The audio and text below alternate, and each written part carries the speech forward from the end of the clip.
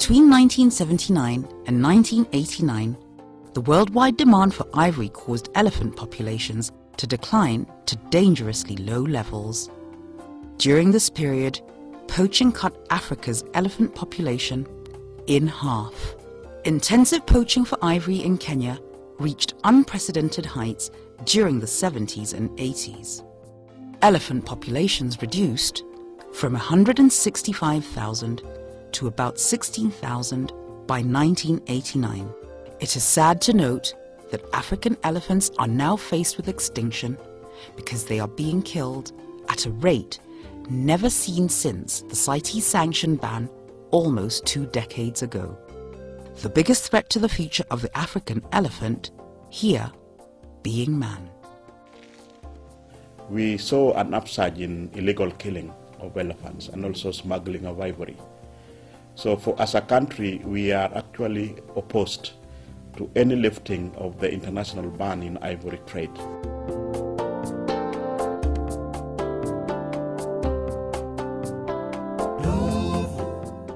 Now, the project involves 6 countries, and Kenya was one of the first ones we invited to join the project, and that's because of your very valuable biodiversity. You have iconic, important species that are endangered, not just elephants and rhinos that we hear a lot about, but hundreds of species of plants and animals that are critical to your environment, your food resources, religion, traditions, and they're being threatened by poaching and international trafficking. The 2 main lead organizations in this project are the Kenya Wildlife Service and the National Museums of Kenya, and we'll be collaborating with ICP. National Museums of Kenya is the scientific authority for CITES and provides a technical backup for management of wildlife. KWS plays dual role as a management authority and scientific authority. NMK is a scientific authority, and for this country, we are in charge of all the wildlife wherever they are in this country. So we have that legal mandate to take charge. So we do the arrest. We have prosecutors in KWS. We also work with other police prosecutors and other prosecutors. So we have that mandate. We have a legal mandate, and also we have available capacity. We had available capacity to start off. Discussion about elephant tusks is presenting comparisons. I looked at this piece of evidence and I compared it to this other thing, and they look alike. This other thing was, I know this other thing was a cow bone. So when I compared the two, I concluded this wasn't an elephant tusk, this was a cow bone. Is the cow bone evidence, or is the cow? What is the legal status of the cow bone that the expert identified? On the issue of traceability and all, because you find it placed among many others, how would you really know that this is it? You know, from an administrative point of view, because in court it would present a challenge, but administratively, so that we remove those doubts of us bringing in the same item over and over again. Should we go for fingerprints? Should we go as much higher? What should we do to make it more tangible?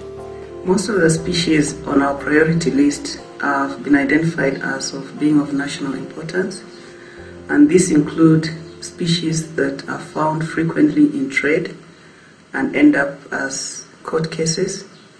We also have a lot of lookalikes, especially the orchids, which normally without flowers or fruits you cannot tell the difference from one taxa to the other.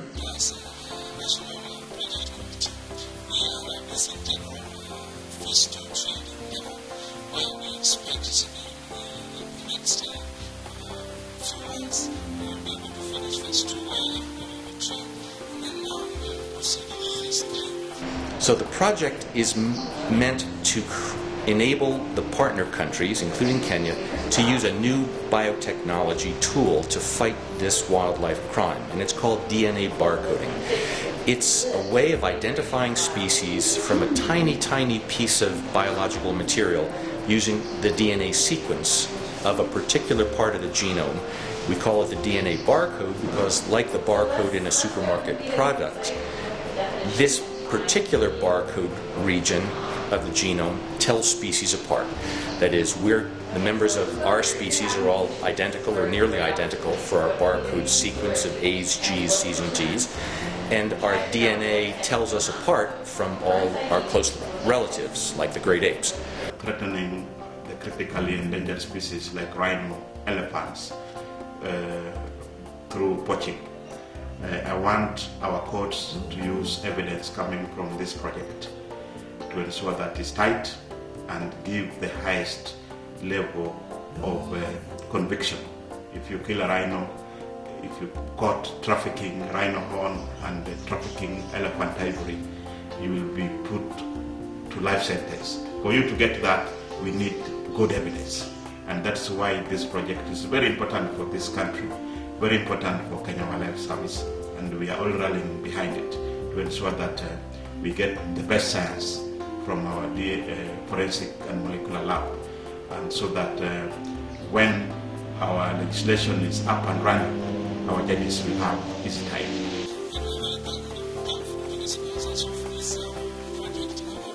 Because this is going to be a very critical step in protecting our endangered wildlife, as well as poaching is a serious problem in our country, Kenya, and the prosecutors have been complaining that they have challenges in proving certain evidences of confiscated trophies, and they are excited that this technique is going to assist them overcome.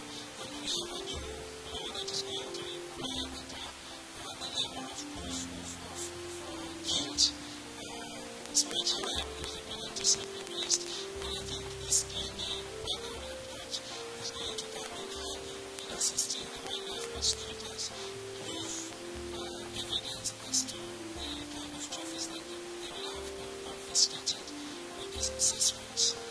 So we've asked representatives from 4 or 5 different institutions to select their best molecular biologists to come here for advanced training, not just in laboratory techniques, but in the informatics, the data management. Why is the data management so important? It's because when a wildlife crime has been committed and a crime scene exhibit is analyzed, we're looking for the DNA sequence in that piece of leaf or meat or powder, and we need to compare it to a reference library of known species. And the data that's involved has to be very high quality. The police and prosecutors are going to bring this data into court, defense attorneys will challenge it, and we want the data to be of the very highest quality, and it all has to be highly standardized. So the people who are at this training already know how to do DNA sequencing, but we're refining their skills and preparing them to produce this very special data for use by your prosecutors and police.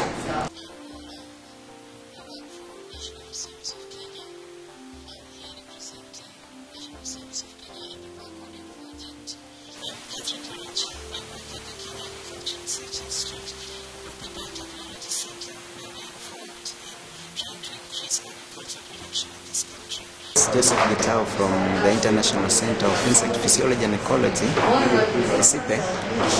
Basically what I do there is identification of insects or insect taxonomy. Edward Kariuki. I work as a veterinarian and also as a researcher from Kenya Wildlife Service. I'm from the Institute of Primate Research. I have a background in molecular biology. Lawrence Kenywa Mudhuri. I work at the Government Chemist Department.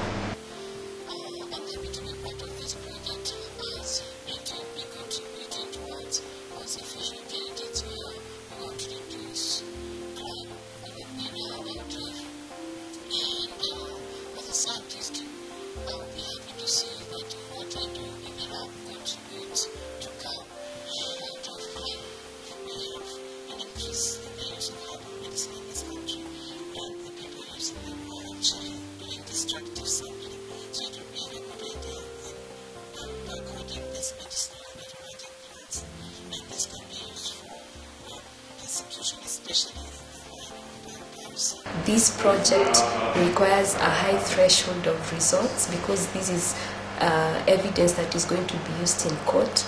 We've also been able to work with groups from different institutions, trying to make our contacts more firm so that at least we can work together towards the same objective. How can we conserve our animals? How can we stop the poaching menace that is ongoing in Kenya? The training that we are undergoing currently will help us to put measures to curb the menace. I've had very useful experience, especially in regard to the forensic work I do. The part that we've done is about DNA barcoding of wildlife. We have had a problem of poaching in Kenya, and the prosecution has faced problems of identification of the animal that has been poached. So from the data that is going to be generated from the project that we are engaged in right now, I will be at a better position together with other laboratories to be able to provide the necessary information in regard to the animal that has been killed and the plants that have been exported illegally.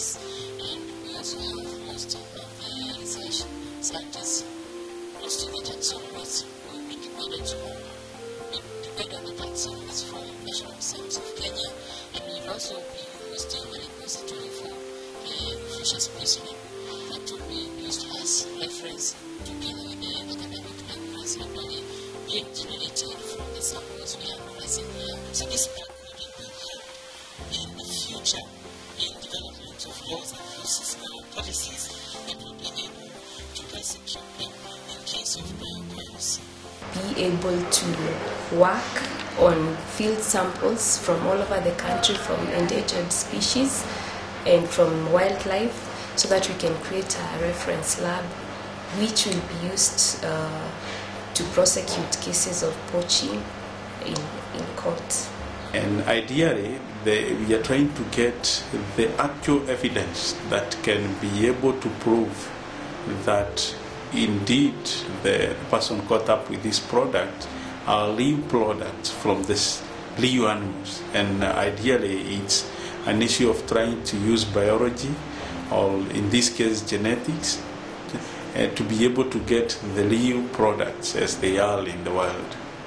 So this part is going to give us a good standing ground for us to be able to conserve our animals.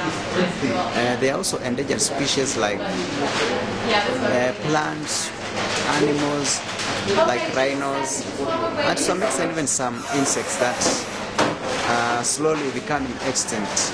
KWS is the first enforcement agency in Africa that I know of that has built a wildlife forensic laboratory that will have the ability to sequence DNA. Now it's still in the process of being equipped, but when it's completed, the KWS Molecular Biology Lab is going to be a unique facility in all of Africa.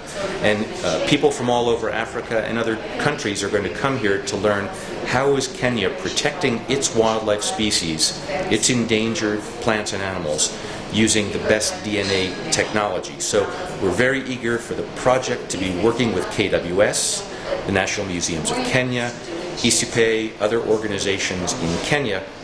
KWS and NMK are our closest partners, and the KWS lab is going to be a very important player on the world scene for protecting endangered species.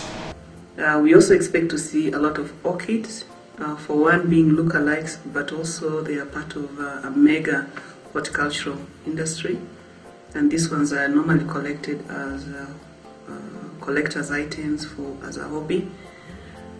We also expect to see a lot of aloes. As you know, a lot of aloes are used in cosmetic industry, and they are usually extracted and exported in the form of gel, which is very difficult to tell apart. But in general, we'll be seeing a lot of medicinal plants which are either in powder form or derivatives of extracts from the original taxa. We have over 200 species in the list that we are going to profile, and they include most of the CITES listed species, those in Appendix 1 and 2 of CITES. They also include those species that are being threatened through bushmeat, because one of the things that we anticipate the project will achieve is to allow us to identify meat when it is deboned, because poachers now are clever. They know when they debone a carcass, it is difficult to tell whether it is beef, goat, or it is an impala. So through DNA Barcode project, we should be able to make that identification easy. So all the species that are currently being threatened through bushmeat are on the list. We have African elephant, we have rhinos, we have gray zebra, we have impalas. We have quite a number of animal and plant species also too. So it's over 200. List has been prepared consultatively, taking cognizance of those affected by trade already, and also those that we perceive will be affected with trade. And I think when this project is finally up and running and we have our database, I think it will be a good reference point to the courts of Kenya.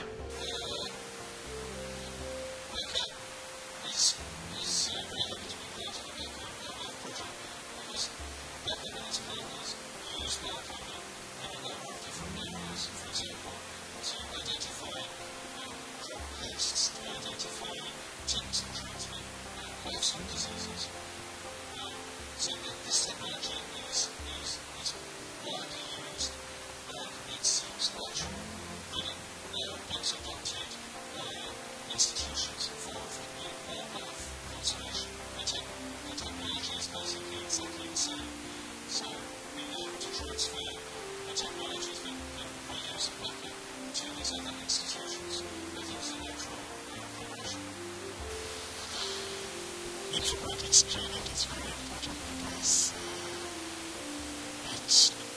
informatics helps us to track studies as they are quality from the field all the way to analysis and determination of what species has been identified. But before that, we are also building up a database of reference samples. So informatics is very important. It's divided into two components. We have the field information management system that is helping to track and improve and track those samples from the source species into the lab. Management information system, management information system lives, which then tracks the analytical chain. That's from generating DNA and extracting data from the samples all the way to sequencing and determining what the sequences are. We have trained many of the worldwide participants in extraction of viral DNA and sequencing of the mitochondrial PAX1 gene. This gene is used to help identify different animal species. So linking the field information management system and the remote information management system is critical to the work of the wildlife project. To assist us create awareness of this new approach, we need awareness to enforcement officers, to prosecution officers, and also to education officers, so that the approach of DNA Barcode can be accepted as evidence in the court. Thank you very much.